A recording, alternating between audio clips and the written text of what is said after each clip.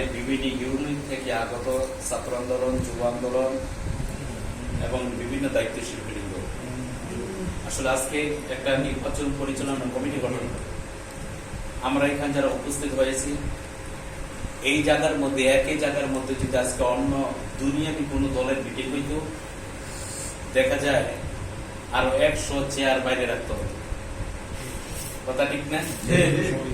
দুনিয়াবি কোনো মিটিং যদি হইতো, অন্য সব সংগঠন যে আলোচনা সভা হইতো, তাহলে 100 চেয়ার বাইরে রাখতো, মেন ওই রোড থেকে নিয়ে একবারে ফাঁকা জায়গা উঠে বসে হইতো, মাথার উপর মাথা থাকতো। কিন্তু দুঃখের বিষয় হলো আজকে ইসলামী একটা সংগঠন বা ইসলামী আন্দোলন বাংলাদেশের নির্বাচন পরিচালনা করার এই অবস্থা। কতটুকু মহব্বত আর ভালোবাসা দরদ নিয়ে আজকে ইসলামী সংগঠন আমরা করি, যার উপস্থিতি বোঝা যায়। তো যাই হোক, যারা উপস্থিত হয়েছে আল্লাহ তাআলা আমাদেরকে কবুল করছেন।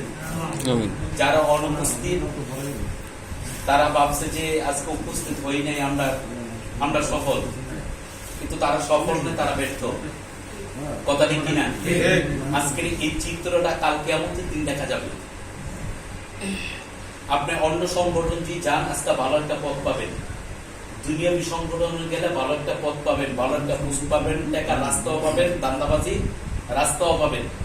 কিন্তু এমন একটা সংগঠনের মধ্যে আমরা আছি যে সংগঠন মানে মানুষের কল্যাণ, মানবতার কল্যাণ, দেশের কল্যাণ, দুনিয়াতে শান্তি, আখিরাতে মুক্তি লাভ, জান্নাত হাসিল করার একটা জায়গা।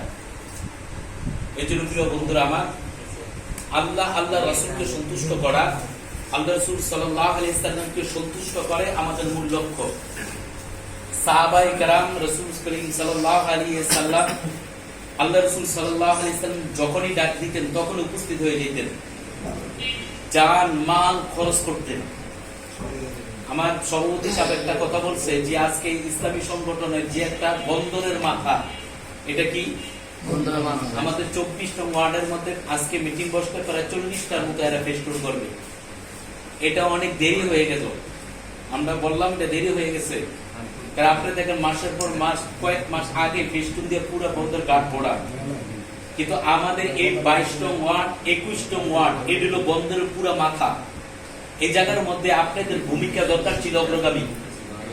আপনাদের ভূমিকা ছিল যে না, আমাদের 22 নং ওয়ার্ড 100টা 200টা ফেস্টুন করবো, মোড়ে এমন অবস্থা সৃষ্টি হবে অন্য সব সংগঠনের ফেস্টুন দেওয়ার আগে যেন আমাদের ফেস্টুনটা আগে দেখে।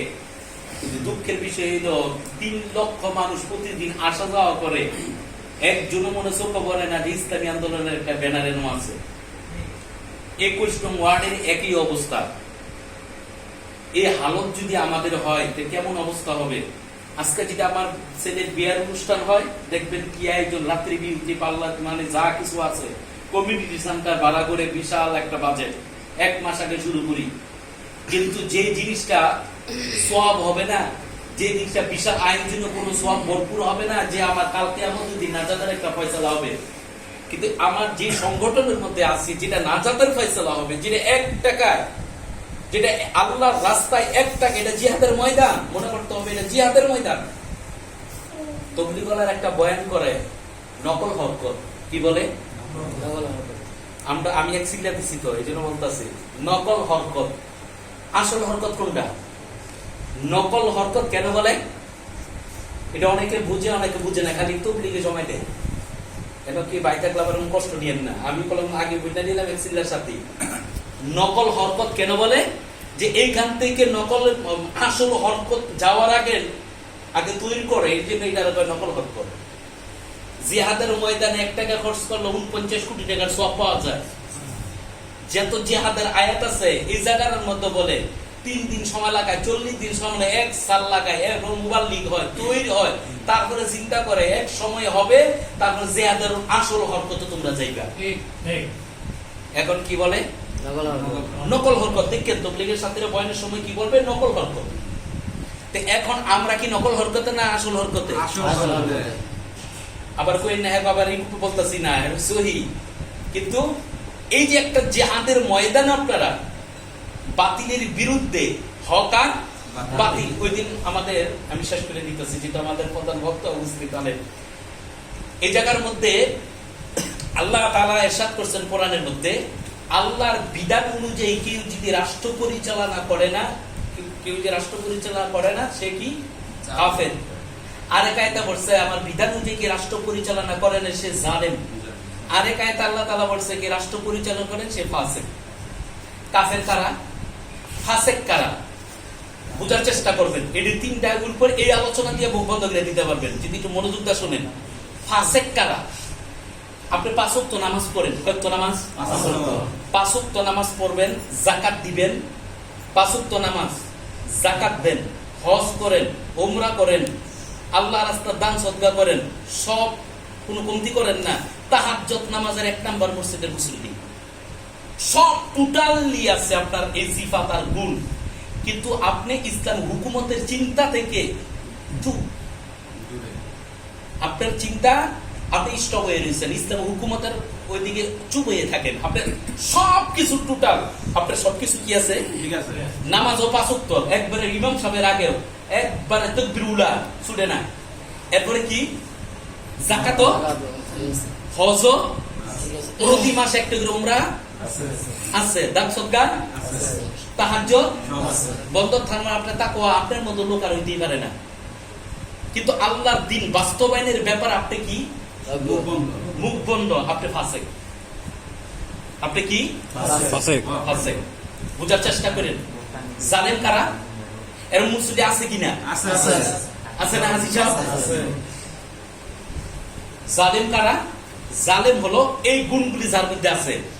5 ওয়াক্ত নামাজ তো তাকবীরুল্লাহ পড়ে, যাকাতও পরিপূর্ণ দেয়, হজও করে বছরে, মাসে ভাড়া উমরা করে, যাকাত করে পরিপূর্ণ করে, তাকওয়ালা আল্লাহওয়ালা, বন্ধের মধ্যে আর এর মতো আর নাই।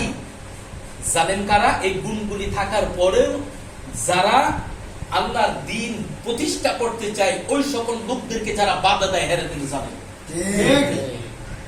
জালেম কারা? যারা আপনি মসজিদে এই আজকে মিটিং করছে, এটা যদি মিটিং আসলে কোথায় হয়? মসজিদে। আল্লাহ তাআলা রাসূল সাল্লাল্লাহু আলাইহি ওয়াসাল্লাম মদিনায় মনোয়ারাতে ইসলামী হুকুমতের পুরো বিস্তর পরিচালনা করছেন না? এখন আপনি করতে গেলে রাজনীতি এই সভাপতি সাহেব এটা কোন রাজনৈতিক কোন সংগঠন ইসলামী সংগঠন হতে পারবে না। আপনি জালেমের অন্তর্ভুক্ত। আপনি 1 নাম্বার মুসল্লি, আমি গুণগুলো মনে রাখেন। 1 নাম্বার মুসল্লি। আপনার মতো তাকওয়ালা লোক এই বন্ধের মধ্যে নাই। আপনি এই যে যারা ইসলাম হুকুমত কায়েম করবে তাদের বিরুদ্ধে যখন কথা নিয়ে বলছেন, তাদেরকে বের করে দিয়েছেন, তাদেরকে বাধা দিয়েছেন, অতএব আপনি জালেমের অন্তর্ভুক্ত। আল্লাহর বিধান। কাফের কারা? প্রথম তবকা বুঝছেন? ফাসিক কারা? বলেন দেখি ফাসিক কারা? সব গুণ থাকার পরে মুখ স্টপ থাকে, চুপ থাকে, কথা বলেন না, তখন তারা কি? ফাসিক। জালেম কারা? সব গুণ বলতেইব, সব গুণ থাকার পরে যারা হুকুমত প্রতিষ্ঠা করতে চায় এদেরকে তারা কি? জালেম। কাফের কারা? এখন আসতেছে কাফের। সব গুণ থাকার পরে নামাজ, রোজা, হজ, যাকাত, তাকওয়ালা, তাহাজ্জুদওয়ালা সব গুণ থাকার পরে মানব রচিত আইন বাস্তবায়ন করার জন্য যে 1 নাম্বারে থাকে বা তাদের শরীক থাকে তারা হলো কাফের। বুঝছেন কথা? 3টা পাইছেন বিস্তর? কাফের কারা? সব গুণ থাকার পরে যারা আল্লাহর জমিনে তাগুতি শক্তির পক্ষ হইয়া, তাগুতি শক্তি কারা? শয়তানি শক্তি, তাগুতি শক্তি, যারা মানব রচিত আইন আল্লাহর বিধান বাদ দিয়া ওরা কলম আমি বলছি কি সব গুণ, নামাজ, রোজা, হজ, যাকাত, তাকওয়ালা, এটা সব গুণ থাকার পরে এমন মুসলিমও আছে মানব রচিত আইন বাস্তবায়ন করার জন্য যারা ময়দানের মধ্যে লড়ছে, তাদের সাথে কাঁধে কাঁধ মিলা এই ধরনের মুসলিম যদি মিলা কাজ করে আল্লাহর বিধান অনুযায়ী, কথা অনুযায়ী, আয়াত অনুযায়ী তারা কাজ করে। ঠিক আছে? অতএব আল্লাহর বিধানকে বাস্তবায়নের জন্য এই যে আমরা এখানে উপস্থিত হয়েছি, আমরা কোন ফাসের অন্তর্ভুক্ত না, জালেমের অন্তর্ভুক্ত না, কাফেরদের অন্তর্ভুক্ত না। আল্লাহর জমিনে দ্বীনকে বাস্তবায়ন করার জন্য, জিহাদ ফি সাবিলিল্লাহ, আল্লাহর দ্বীন প্রতিষ্ঠা করার জন্য জান মাল খরচ করব, আমরা 100% আল্লাহর পথে থাকার চেষ্টা করি ইনশাআল্লাহ। কথা ঠিক কিনা? অতএব বন্ধুরা আমার, আমরা ঐক্যবদ্ধ হব। আমি একটা কথা বলে, কোরআন হাদিসের বাইরে যদি আমি থাকি আমাকে ধরে দাও, আর যদি থাকার পরে না ধরো আল্লাহর কাছে তোমরা থেকে থাকবা। এটা ময়দানও বলে এমন একজন আমির আমাদের থাকতে বাংলাদেশের এমন কোন পীর মাশায়েখ, এমন কোন হক্কানি ওলামায়ে কেরাম নাই যে হুজুরকে বলবে যে আপনি কোরআন হাদিসের বাইরে এখনো আছেন। কেউ ধরাই দিতে পারে নাই। এখনো যেহেতু উনি আছেন, আমরা ওই সংগঠনের মধ্যে থেকে আমরা যেন আল্লাহর জমিনে দিন বাস্তবায়ন করার জন্য আমরা জান দিতে প্রস্তুত, মাল দিতে প্রস্তুত। আপনার ছেলের জন্য মাল খরচ করেন, মেয়ের জন্য মাল খরচ করেন, বিয়ের সাথে বিশাল খরচ করেন, সবকিছু বন্ধু বান্ধব মহলে সব খরচ করেন, ঘুরতে যান খরচ করেন, পিকনিকে যান খরচ করেন। আল্লাহ রাস্তা একটা ফেস্টুন বানাইতে গেলে আপনার জগনে গরম লেগে যায়। কথা ঠিক কিনা? 2টা ফিস্টুন কেন করবো, 5টা ফিস্টুন কেন করবো? ভাই এমন চিন্তা করতে হবে, আমার দৈনিক আমার ইনকাম কত। আমার যদি 1000 প্রতি মাসে 30,000 টাকা ইনকাম হয়, আমার একদিনের ইনকাম আল্লাহ রাস্তায় দিতে হবে। কথা ঠিক কিনা? আমার একদিনের যে যার ইনকাম আছে, যতটুকু আছে, ওই একদিনের ইনকাম দিয়ে আমি ফেস্টুন করব, একদিনের ইনকাম দিয়ে আমি আল্লাহ রাস্তায় জিহাদ করব, একদিনের ইনকাম দিয়ে আমার বন্ধু বান্ধব দিনের খাতিরে তাদের মেহমানদারির ব্যবস্থা করব। পারবো না ইনশাআল্লাহ? অতএব আজকে থেকে চিন্তা চেতনা নিয়ে